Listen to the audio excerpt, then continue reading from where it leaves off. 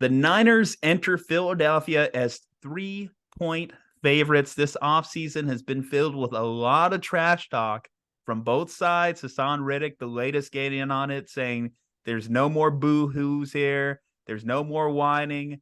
Lace that shit up and let's play. So now let's play. Niners, Eagles, we're finally here. Eagles coming off the game of the year. Can they replicate that? Kyle, what do you make of this matchup? The Eagles are coming off the second half of the year for them, because in the first half of that Buffalo game, it was Jalen Hurts was 2 for 10 with 19 pass yards, an interception, and a botched fumble at the end of the half on a handoff to Kenneth Gainwell. So the Eagles stepped up in the second half and played the game of the year, but I'm not sure that they want to take the whole game and add that up as the best of the Eagles' performance.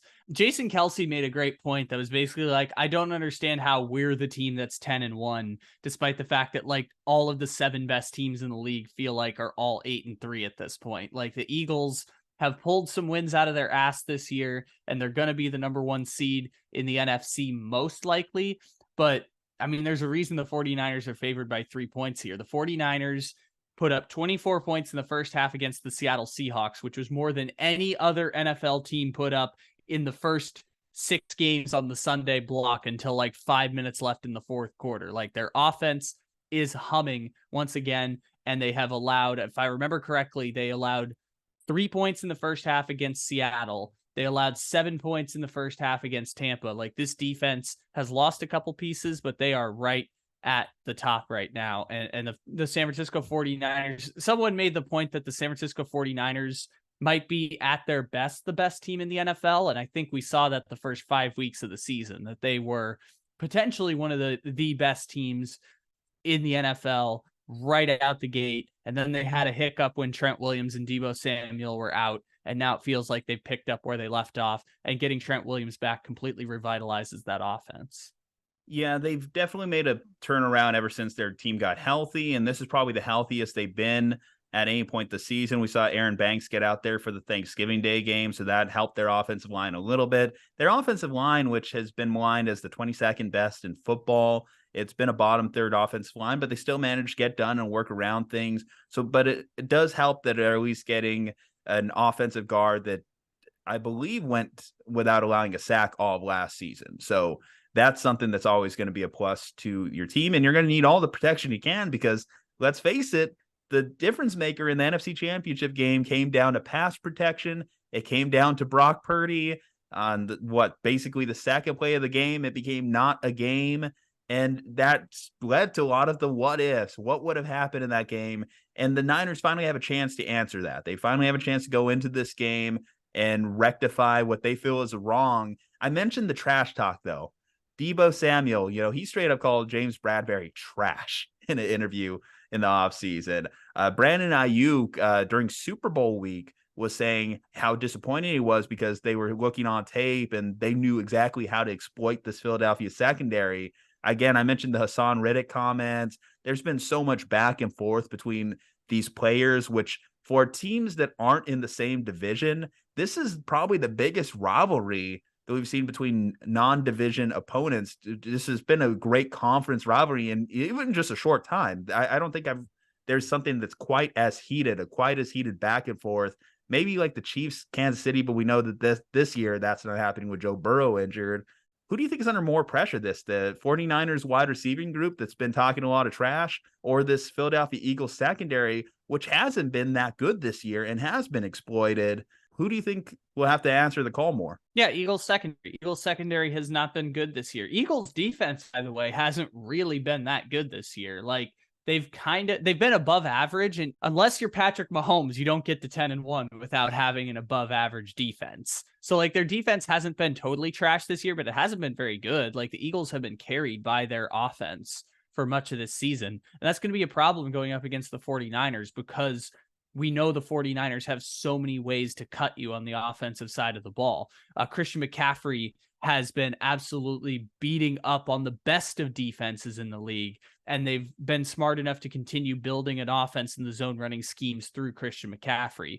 Last week, Deebo Samuel had a touchdown, and Brandon Aiyuk against Tampa had a 75-yard touchdown. George Kittle had a 66-yard touchdown in their first game after the bye week. Like, they have come out and can beat you in so many different ways on the offensive side of the ball, while Brock Purdy puts up perfect passer ratings like he did against Tampa Bay. Like with Trent Williams, that offense is, as you mentioned, being as healthy as they're going to get. And their star special teamer, whose name I forgot, is out for season, and Talanoa Hufanga tore his ACL. So they like have issues on defense, but like offensively, this is as healthy as they've been all season. Deebo Samuel had a hiccup of injury. He seems to be fine now. Trent Williams seems to be fine now. And Trent Williams is the most valuable player on that offense. An offense that has at least 3 Hall of Famers on it. Trent Williams is still the most valuable player of all the offensive players. And so the 49ers offense is a well-oiled machine. The pressure is on Philadelphia's defense to figure out how to slow them down and give their offense a puncher's chance. And maybe that means going to the modern, I say modern, of the last 2 years strategy in the NFL of just, we're all going to run less plays. We're all just going to hold the ball, run fewer plays, and just drag this game out. Well, let's flip that. Let's talk Niners defense versus Eagles offense.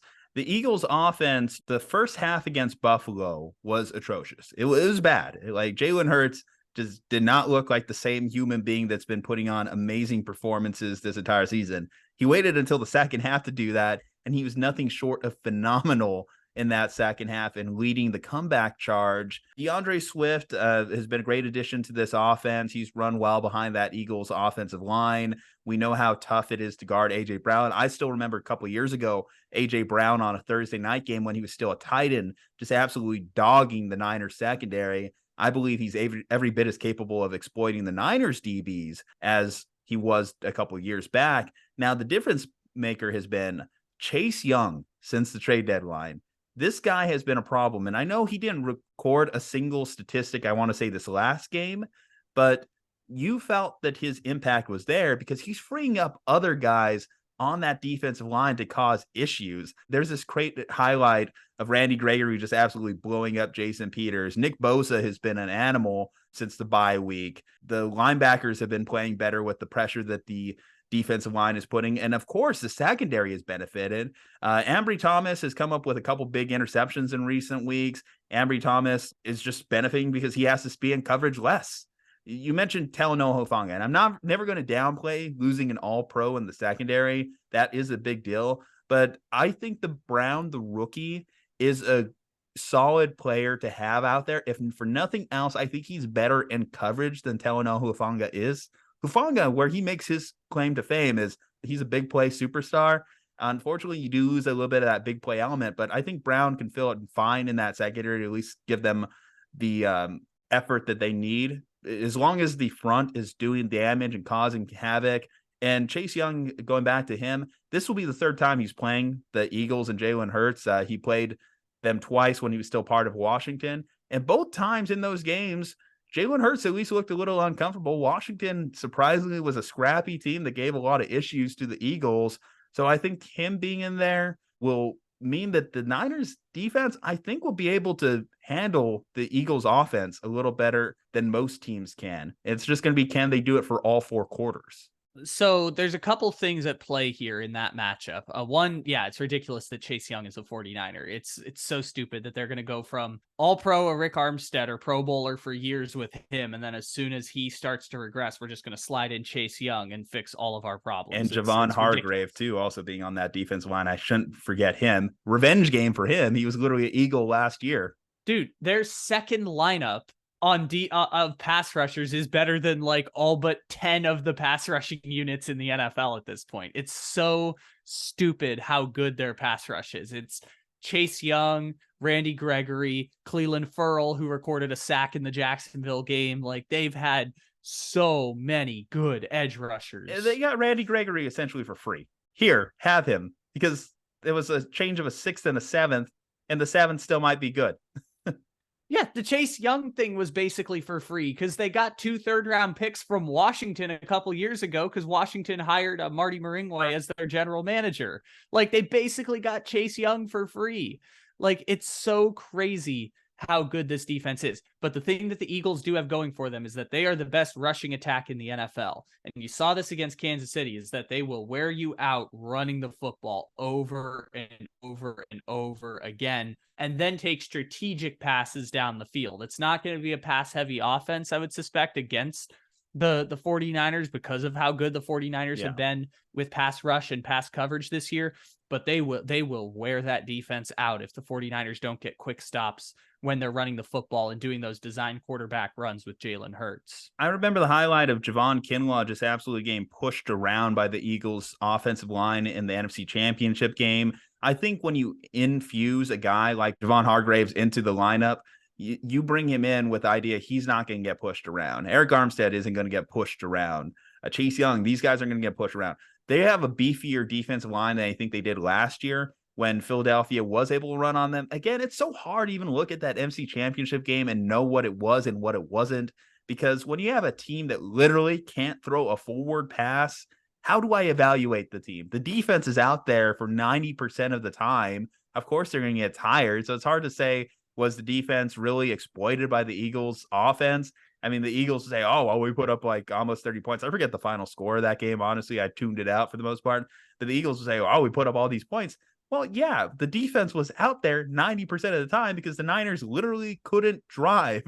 The Niners were told, run the ball the entire game. Like, how am I supposed to take any of that and apply it to this year's game? I just can't. So that's why it's interesting, too. The Niners gained this 3-point line in their favor in Philadelphia, and it's supposed to be a little bit rainy. You know, we haven't even mentioned the Brock Purdy element. This has to feel like a big game for Brock Purdy. To go into the house where you literally had a devastating injury a year ago, I feel as though this is a game, even if Brock Purdy's, humble guy isn't going to say it out loud, this is a game that he's wanted all season long, and he wants to prove his wide receivers right and exploit some of these matchups. So I'm curious to see how he's going to perform in this game and how he's going to deal with Philadelphia and their defensive line as well, because they're going to be coming at him. Hassan Riddick's going to be coming at him. Hopefully they don't put a backup tight end to guard Hassan Riddick this time. Just like with most of the 49er football games, and this is a high stakes game, this is the thing that's most important for the 49ers. They're going to run 15 scripted plays to start the game. If Brock Purdy can execute those 15 scripted plays against that defense, they will put themselves in a position to succeed. Because Kyle Shanahan, when he scripts plays and gets them a 7-0 lead or a 10-0 lead early in these games, once you get that lead, Brock Purdy is excellent at sitting on leads. He is excellent at taking care of the ball, excellent at navigating zone runs, excellent at making strategic play action passes where he rolls to his right or rolls to his left. He is excellent at that. And just like with all of these games, if they get that, if they execute on the scripted plays at the beginning of the game that Shanahan has lined up for them, they will put themselves in a position to succeed, because at a certain point, the Eagles can run 9-minute, 15-play drives all they want, but it's not going to be able to counter the 49ers if they're able to get touchdowns on the board early against that defense. The same way that Buffalo would have been able to win that game if Josh Allen hadn't turned the ball over and then threw an interception, missed 2 field goals, and gave Philadelphia even a puncher's chance at the end. Now, obviously, you have Christian McCaffrey, but dare I say, you type of those 15 first scripted plays, dare I say you come out gunslinging against this Eagles secondary and try and beat them with the pass out the gate? Depends on the matchup you want to exploit, because obviously the thing the Eagles have that's changed that I don't know how it will play a factor yet is trading for Kevin Byard. Like, the corners are on a bit of an island with these receivers and with George Kittle in the passing game, but I don't really know which person Kevin Byard is going to be shadowing. Is it going to be Aiyuk on the deep balls?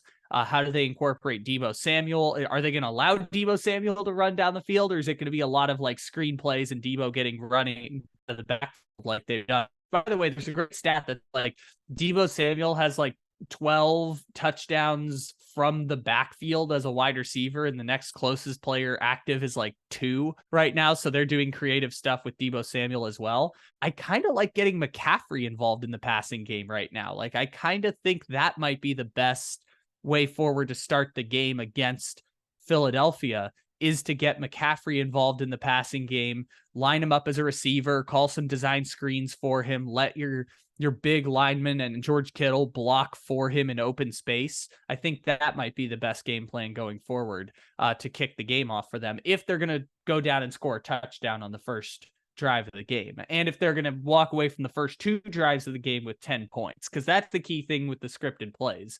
So the first 2 drives, can they get 10 points out of it? That'll be really important for the 49ers to win and impose their will upon the Philadelphia Eagles. Big game, Niners, Eagles. Who do you think wins it? Like to hear your thoughts. Who do you think wins this trash talk battle? Leave a like on the video, subscribe to the channel, follow us on all our social medias. From Juju and Kyle, stay safe, happy, and healthy. We'll see you next time.